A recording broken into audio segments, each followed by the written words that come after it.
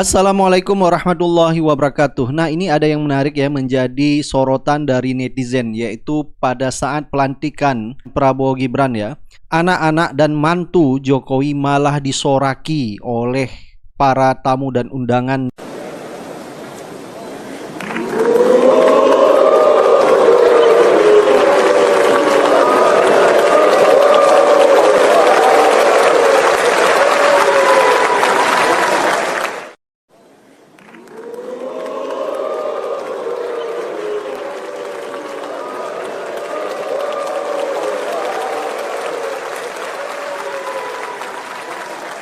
Jelas banget ya, Kaisang Kahiyang terlihat nggak nyaman saat disoraki.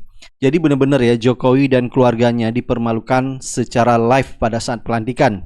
Jadi menurut netizen, Jokowi sudah sangat tidak dianggap secepat itu ya, apalagi keluarganya. Nah, netizen juga membandingkan yaitu tamu-tamu undangan lainnya seperti Anies Baswedan ya, yang ikut hadir pada saat pelantikan Prabowo Gibran. Justru Pak Anies mendapatkan tepuk tangan dan aplaus ya dari para tamu dan undangan.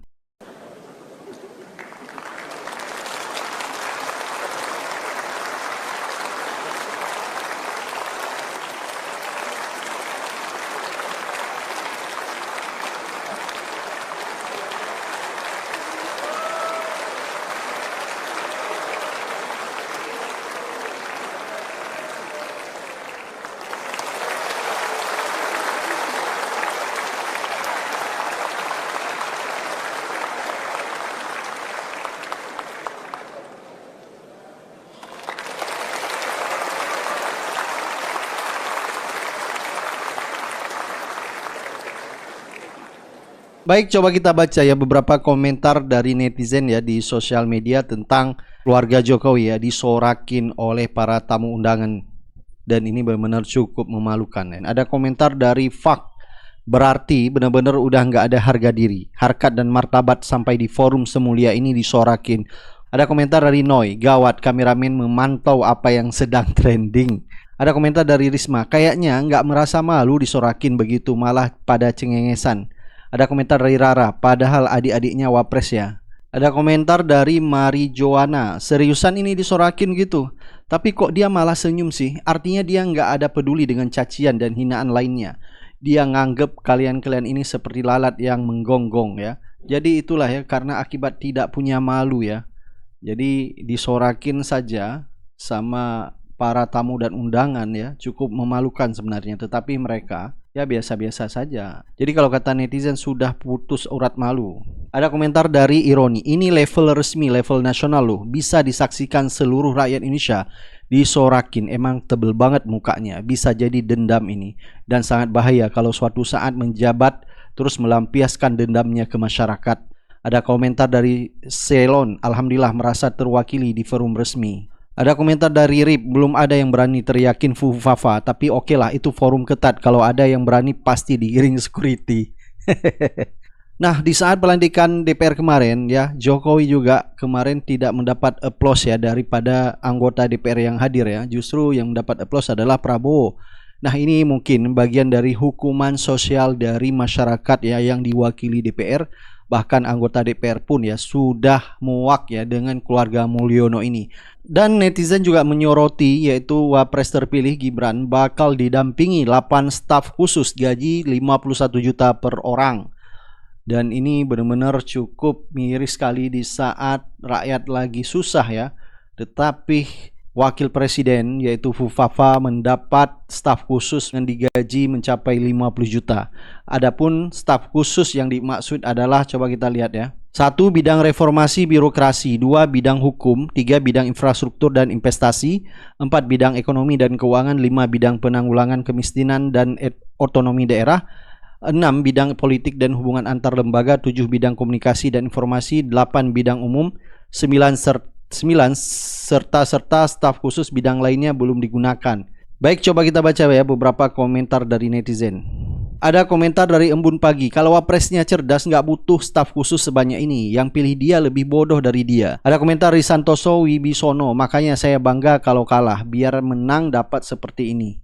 Ada komentar dari Putri Simajunta, semakin memprihatinkan kebodohannya. Ada komentar dari Dio Ribon, ayo pada semangat bayar pajak. Ada komentar dari Ferry Zandra, yang namanya pemimpin mesti mampu untuk berpikir secara komprehensif, bukan cuma mengandalkan otak orang lain. Ada komentar dari Astronot, gila beneran kosong banget kalau seperti ini. Guna pembantu hanya membantu jika dibutuhkan. Lah ini malah yang ngerjain pembantunya parah. Ada komentar dari Tia, kasihan banget sih punya wapres IPK-nya yang pantun jarjit, semangat ya kerja buat bayar gaji mereka. Ada komentar dari Asti Raharjo, kenapa rasanya kok sedih? Rasanya nggak seperti pas pelantikan Presiden SBY atau yang sebelumnya. Greget kok kurasa kurang ya, apakah karena wakilnya ya membawa hawa aura gelap? Nah, setelah pelantikan Prabowo dan Prabowo memberi pidato pertamanya ya. Nah, menurut netizen ya, bahwa pidato Prabowo ini adalah merosting yaitu pemerintah Mulyono sebelumnya, di mana dalam pidato tersebut Prabowo menyinggung kemiskinan ya, dan juga menyinggung tentang data-data statistik atau survei-survei ya, yang kita tahu juga sebelumnya di saat Jokowi mau lengser ya, banyak sekali data-data survei yang menggambarkan persentase Jokowi bekerja cukup banyak disukai masyarakat ya, dengan hasil kerja Jokowi selama 10 tahun terakhir. Nah, menurut netizen apa yang disampaikan Prabowo justru adalah merosting Mulyono. Baik, langsung saja kita simak videonya. Sebagai pemimpin politik, jangan kita terlalu senang melihat angka-angka statistik yang membuat kita terlalu cepat gembira, terlalu cepat puas, padahal kita belum melihat gambaran sepenuhnya. Kita merasa bangga bahwa kita diterima di kalangan G20. Kita merasa bangga bahwa kita disebut ekonomi ke-16 terbesar di dunia. Tapi, apakah kita sungguh-sungguh paham? Apakah kita sungguh-sungguh melihat gambaran yang utuh dari keadaan kita? Apakah kita sadar bahwa kemiskinan di Indonesia masih terlalu besar? Apakah kita sadar bahwa rakyat kita dan anak-anak kita banyak yang kurang gizi?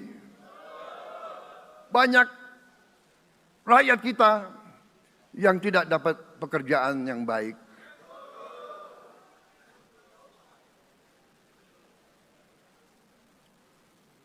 Banyak sekolah-sekolah kita yang tidak terurus. Saudara-saudara sekalian, kita harus berani melihat ini semua. Dan kita harus berani menyelesaikan masalah ini semua. Dan juga Prabowo ya menyinggung tentang ikan busuk mulai dari kepala. Nah, kutipan tentang ikan busuk ini ya tidak asing lagi ya, kita dengar mulai dari Kapolri Listio Sigit ya pernah menyinggung ikan busuk ya mulai dari kepala. Dan lagi-lagi netizen menganggap bahwa apa yang disampaikan Prabowo tentang ikan busuk ini justru diarahkan kepada Mulyono, di mana pemerintah Jokowi di akhir dia mau lengser banyak sekali kebijakan sangat kontra sekali dengan harapan masyarakat ya. Kalau ikan menjadi busuk, busuknya mulai dari kepala. Semua pejabat dari semua eselon dan semua tingkatan harus memberi contoh untuk menjalankan kepemimpinan pemerintahan. Nah, kita berharap ya apa yang disampaikan Prabowo di dalam pidato pertamanya setelah pelantikan dia menjadi presiden 2024-2029, kita berharap apa yang disampaikan Prabowo adalah bukan hanya omon-omon saja dan benar-benar dikerjakan ya, seperti menyinggung masalah korupsi. Dan masalah korupsi ini ya, menurut pengamat hukum tata negara seperti Refli Harun ya, komposisi kabinet saja yang justru di dalamnya banyak orang-orang yang bermasalah dengan korupsi. Dan ini juga diungkapkan oleh ex penasihat KPK, 90% calon Menteri Prabowo terlibat korupsi. Dan ini wow sekali ya, 90%. Bahkan Refli Harun ya hanya beberapa saja mengatakan, tetapi ini yang penasihat KPK 90% mengatakan calon Menteri Prabowo terlibat korupsi. Nah, bagaimana Prabowo bisa memberantaskan korupsi tetapi di sisi lain di dalam kabinetnya penuh dengan orang-orang yang justru terlibat korupsi? Jadi kita berharap ya di pemerintah Prabowo tidak hanya omon-omon saja. Baik, silakan Anda beri pendapat dan komentar Anda. Kita akan ketemu di video selanjutnya. Assalamualaikum warahmatullahi wabarakatuh. Bangga sekali, berjiwa besar, lurus ke depan, ya, untuk Indonesia yang lebih maju, bermartabat, sejahtera. Ini keren teman-teman. Mantap.